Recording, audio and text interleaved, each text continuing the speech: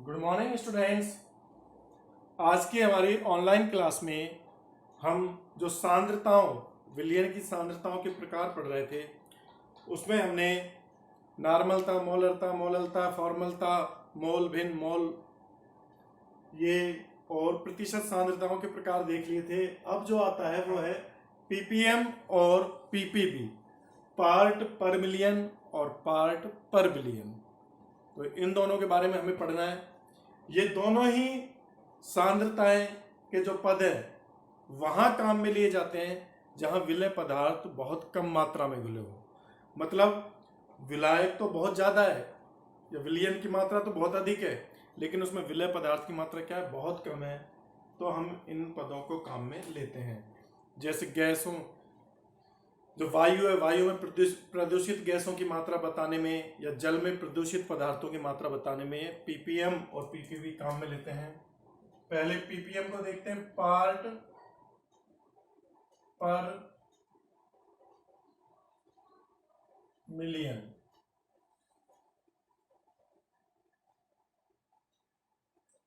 Part पर million मतलब 10 लाखवां हिस्सा, शॉर्ट में पीपीएम लिख देते हैं इसको। इसकी डेफिनेशन क्या होगी, विलय के भार भागों की, विलय के भार भागों की वह संख्या,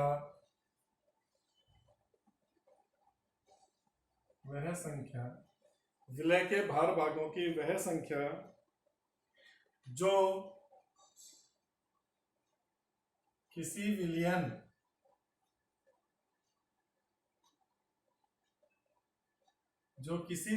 के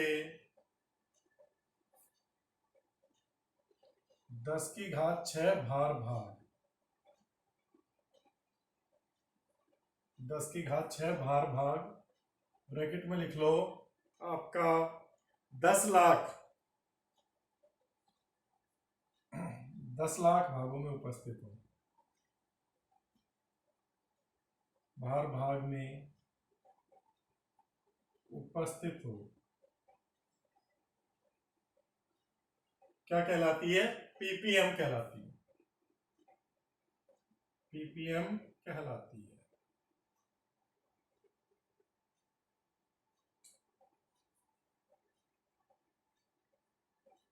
क्या कहलाती है आपके, पीपीएम, पार्ट पर मिलियन।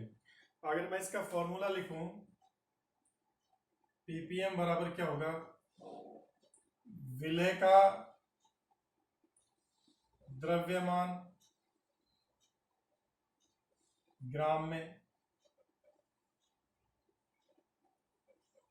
अपॉन विलयन का द्रव्यमान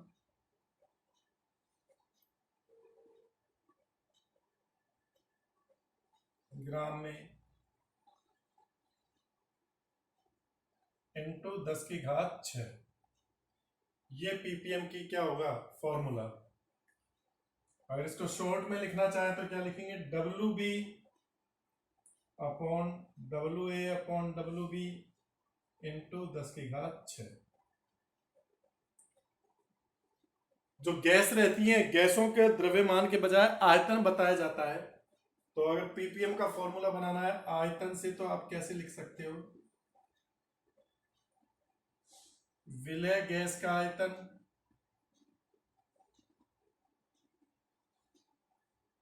ml में अपॉन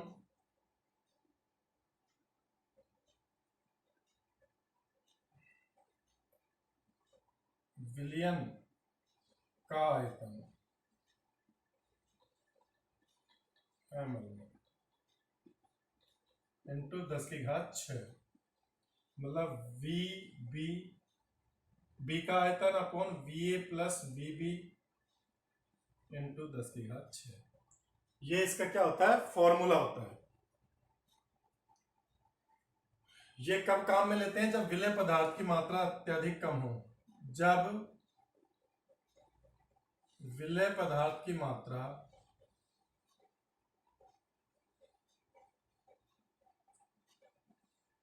अत्यधिक कम होती है,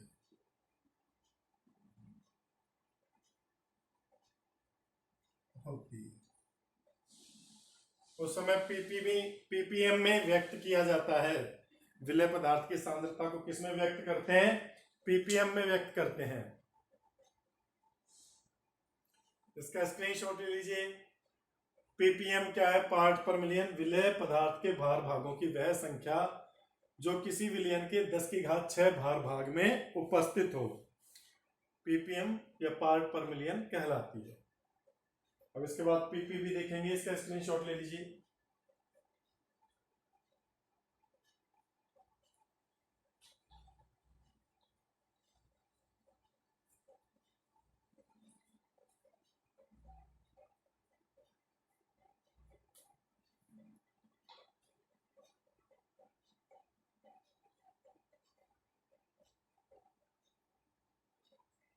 हाँ भाई, अब देखिए पीपीबी पार्ट पर बिलियन। दूसरा देखो डेफिनेशन यही रहेगी, सब काम यही रहेगा, बस मिलियन की जगह क्या आ जाएगा? बिलियन।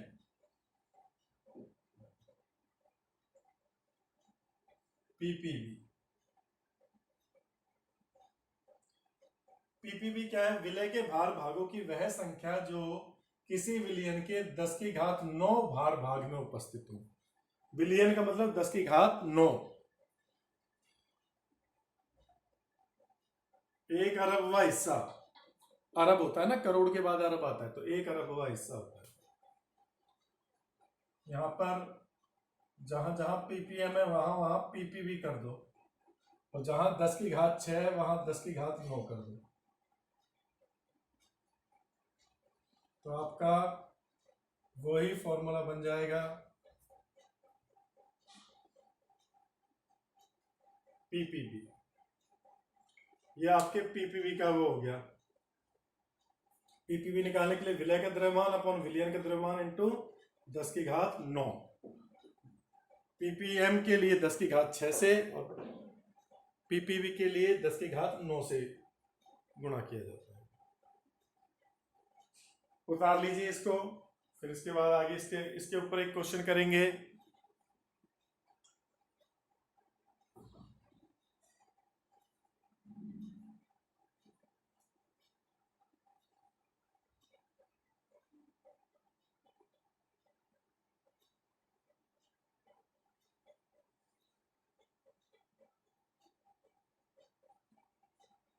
हाँ भाई, इसे साफ कर दूं। पीपीबी ये स्क्रीनशॉट ले लिया होगा आपने इसका, दोनों सेम है। अब क्वेश्चन देखिए। अब ये चैप्टर कंप्लीट हो चुका है, बस इसके न्यूमेरिकल कराने। तो अपनी 2 क्लासें इनके न्यूमेरिकल कराने में, जो अपनी बुक के पीछे के क्वेश्चन है उनको कराने में निकल जाएंगे। फिर अपना अगला चैप्टर स्टार्ट करेंगे। क्वेश्चन देखिए। 2 किलोग्राम चूने के विलयन में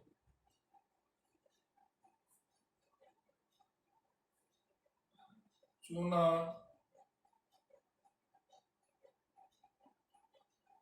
200 मिलीग्राम है, तो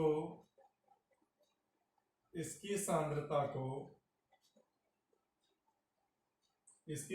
को पीपीएम व पीपीबी में व्यक्त करो।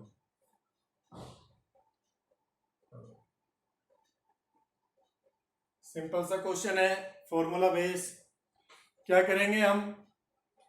पहले पीपीएम का फॉर्मूला लिखो, WB upon WA upon WB plus WB into 10⁶। WB विलय का, चूना कितना है? 200 मिलीग्राम। 200 मिलीग्राम को ग्राम में बदलोगे तो 10⁻³ से गुणा करोगे या 1000 का भाग लगाओगे, और इनको जोड़ो। ये तो 2 kg है, तो WA बराबर क्या होगा? 2 kg को ग्राम में बदलो तो 1000 से गुणा कर दोगे, 2000 ग्राम। और ये कितना है? WB 200 इंटू 10⁻³ मतलब अपन इसको कह सकते हैं 0.2 ग्राम WB 0.2 ग्राम। 200 ग्राम में जब आप 0.2 ग्राम को जोड़ोगे तो लगभग 2000.022 ग्राम आएगा। चाहे इसको 2000 ही लिख सकते हो क्योंकि विलय की मात्रा ज्यादा है, विलायक की मात्रा अधिक है, इंटू 10⁶।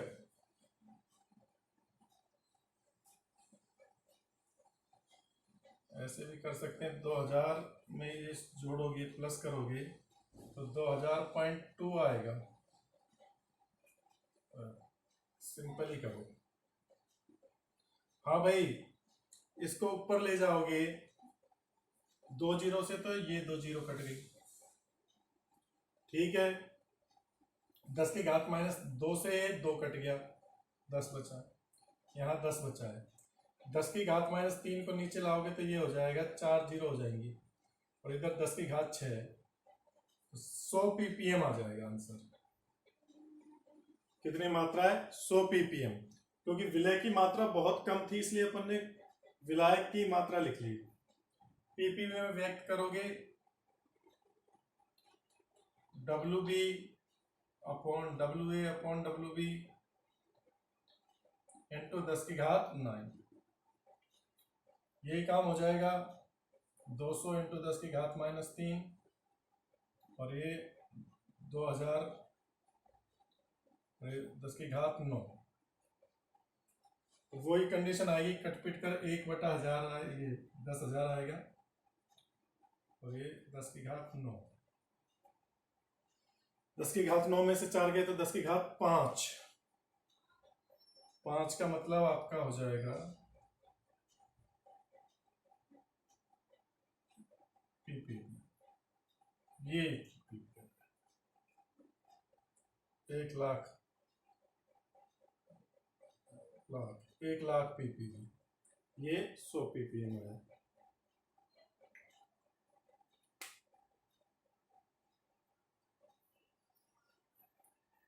तो इस तरह से क्वेश्चन करते हैं। 100 ppm का क्या मतलब है कि 100 ग्राम मात्रा 10⁶ भार भाग में उपस्थित है। इधर कितना? 1,00,000 ग्राम मात्रा 10⁹ भाग में उपस्थित है। स्क्रीनशॉट ले लीजिए इसका, फिर आगे क्वेश्चन देखते हैं।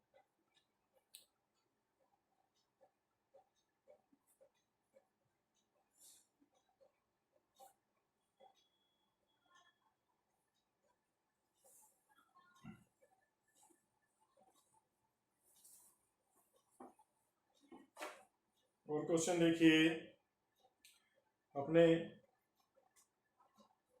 बुक के क्वेश्चन है।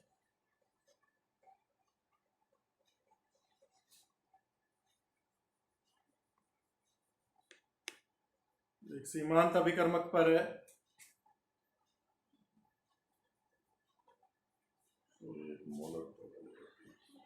एक क्वेश्चन देखिए पहले। 500 ml m/100 1/100 मोलरता का H2SO4 विलयन बनाने के लिए H2SO4 विलयन बनाने के लिए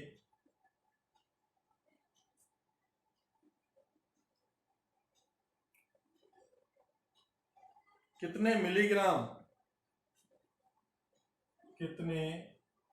मिलीग्राम H2SO4 मिलीग्राम में मात्रा ज्ञात करनी है की आवश्यकता होगी।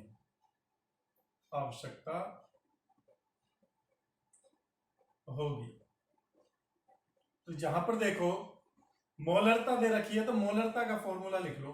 मोलरता क्या होती है? विलय की ग्राम में मात्रा बटा विलय का अणुभार इंटू विलयन का आयतन, और ml में तो ऊपर 1000 से गुणा। तो ये देखो, ये तो आपको मोलरता दे रखी है, ये आयतन दे रखा है। H2SO4 पता है तो अणुभार निकाल ही दोगे, H2SO4 का अणुभार आप सबको निकालना आता है 2 + 32 + 64 98। तो WB हमें ज्ञात करना है। मोलरता कितनी दी है 1/100 बराबर WB ज्ञात करना है। ये 1000, MB 98 और ये 500। कैसे करोगे भाई, 2 जीरो से तो ये 2 जीरो कट गई, 5 का 5 दूनी 10। WB बराबर क्या हो जाएगा 98/2 × 100। 2 का इसमें भाग दोगे 49/100 या 0.49 ग्राम आएगा ये तो। अब वो पर मिलीग्राम में पूछ रहा है तो ग्राम को मिलीग्राम में बदलने के लिए 1000 का भाग लगा दोगे।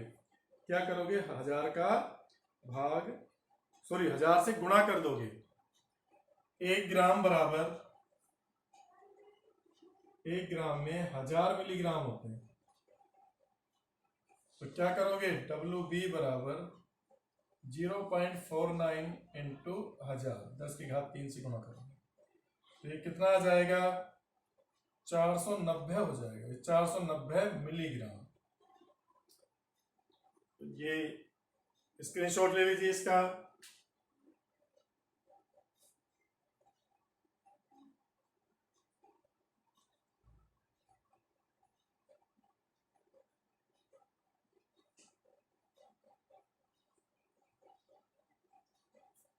हाँ भाई ले लिया। अब देखिए आगे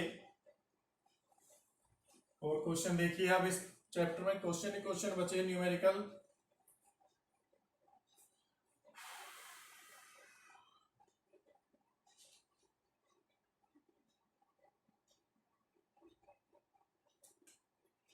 ये क्वेश्चन है, अच्छा क्वेश्चन है, इसे समझिए। 50 ग्राम नाइट्रोजन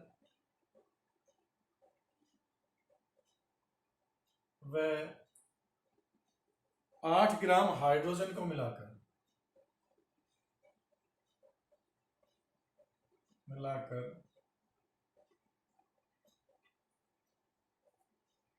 अमोनिया प्राप्त की गई, NH3 प्राप्त की गई।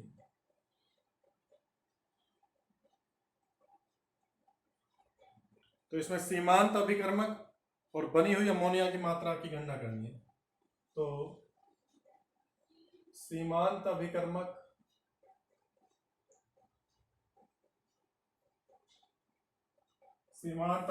ज्ञात करो व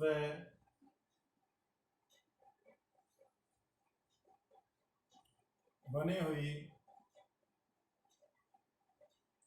अमोनिया की मात्रा ज्ञात करो। अमोनिया की मात्रा ज्ञात करो।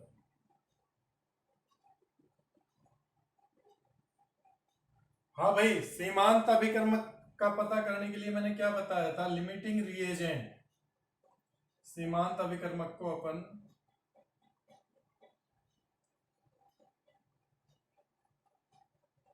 लिमिटिंग रिएजेंट भी बोलते हैं, LR। लिमिटिंग रिएजेंट का पता करने के लिए पदार्थ के नंबर ऑफ मोल, मोलों की संख्या में जो पदार्थ के मोल लिए उनमें स्ट्राइकोमेट्रिक कोफिशिएंट, रस समीकरण मिट्टी गुणांक का भाग देते हैं।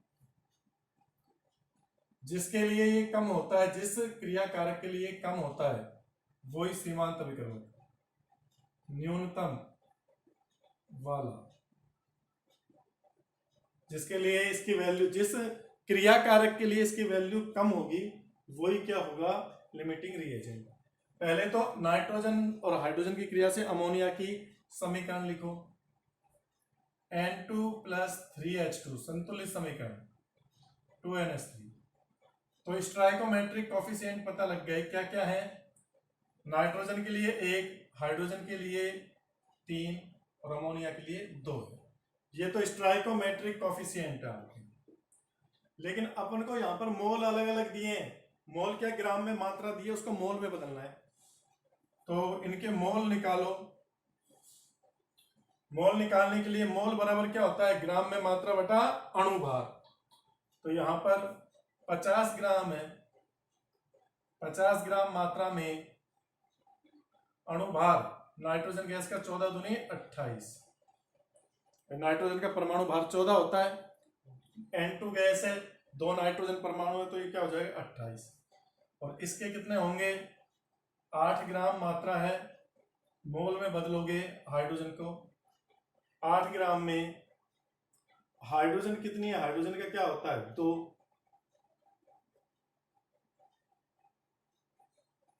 H2 अणु का यहाँ पे इससे मत गुणा कर देना अभी, ये तो अपन ने जो ग्राम में मात्रा दी है उस ग्राम में मात्रा को मोल में बदल रहे हैं। N2H2 के मोल, N2H2 के मोल, ये N2H2 के मोल बदल लिए। अब क्या करो, दोनों के लिए ये चीज ज्ञात करो। नाइट्रोजन के लिए मोल अपॉन स्टोइकोमेट्रिक कोफिशिएंट, तो नाइट्रोजन के लिए क्या है 50/28 इंटू स्टोइकोमेट्रिक कोफिशिएंट क्या है इसका 1। नाइट्रोजन के लिए तो यही रहेगा, तो क्या आ जाएगा ये 25/14, 14 का भाग 2, 14 एकम 14, कितना बच गया 6 5 11 110, 14 6 96, 14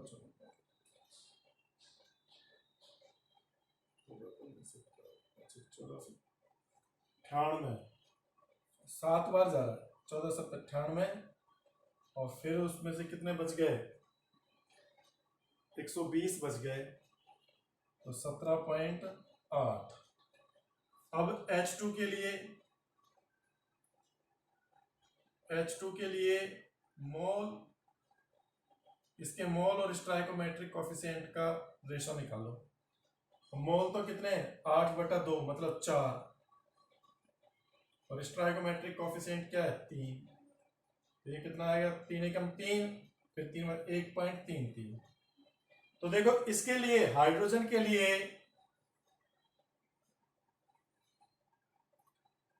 H2 के लिए मोल अपॉन स्टोइकोमेट्रिक कोफिशिएंट का मान कम है, अतः ये क्या होगा, यह है लिमिटिंग रिएजेंट है, लिमिटिंग रिएजेंट है, सीमांत अभिक्रमक है। ठीक है ना, यहाँ ये इसके इनके मोल ज्ञात कर लिए, ग्राम में मात्रा दी हुई थी, ग्राम में मात्रा को किस में बदलते हैं मोल में। अब अपन को हमें पता है लिमिटिंग रिएजेंट ही उत्पाद की मात्रा को निर्धारित करता है, तो इन दोनों को बराबर कर दो, हाइड्रोजन और अमोनिया को। तो कैसे बराबर करेंगे अपन, H2 और NH3 के लिए दोनों का अनुपात ज्ञात करो, N अपॉन स्टोइकोमेट्रिक कोफिशिएंट, और इसके लिए भी N अपॉन स्टोइकोमेट्रिक कोफिशिएंट। अब इसका तो N अपॉन स्टोइकोमेट्रिक कोफिशिएंट अपन को पता ही है 4/3, इसके मोल अपन को ज्ञात करने हैं, और स्टोइकोमेट्रिक कोफिशिएंट इसका 2 है, 8/3, तो N बराबर क्या हो जाएगा 8/3। अब 8/3 मोल आ गए इसके, कि अमोनिया के 8/3 मोल मिलेंगे। इस मोल को अपन को किस में बदलना पड़ेगा, ग्राम में। तो फॉर्मूला लगा दो, यही वाला फॉर्मूला लग जाएगा, मोल दे रखा है अमोनिया के, ग्राम में मात्रा पूछ रहा है, बटा अणुभार। तो NH3 के मोल दी हुई है, अपन ग्राम में मात्रा ज्ञात करनी है, और अणुभार इस फॉर्मूले से निकल जाएगा। देखो NH3 के मोल कितने आए 8/3, यहीं पे कर रहा हूं मैं, समझ लीजिए इसको, 8/3 मोल, मोल की जगह तो इसके ही मोल आ गए 8/3। ग्राम में मात्रा हमको ज्ञात करनी है, द्रव्यमान W, और NH3 का अणुभार, NH3 का अणुभार निकाल लोगे, 14 + 3 17, ये 17 है, तो W बराबर क्या आ जाएगा 17 × 8/3।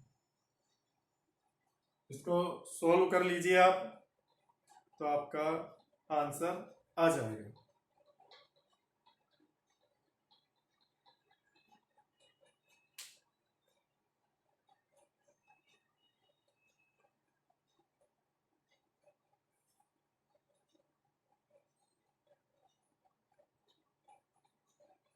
लगभग ये आ जाएगा 45.33 ग्राम।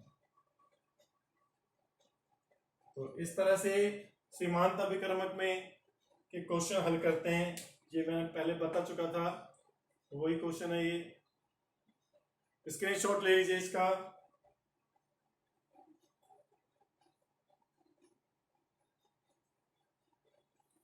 अगली क्लास में हम इस चैप्टर के जो आपकी पाठ्य पुस्तक के पीछे के आंकिक प्रश्न हैं, उन आंकिक प्रश्नों को हल करेंगे। कुछ आप करना, कुछ मैं करूँगा।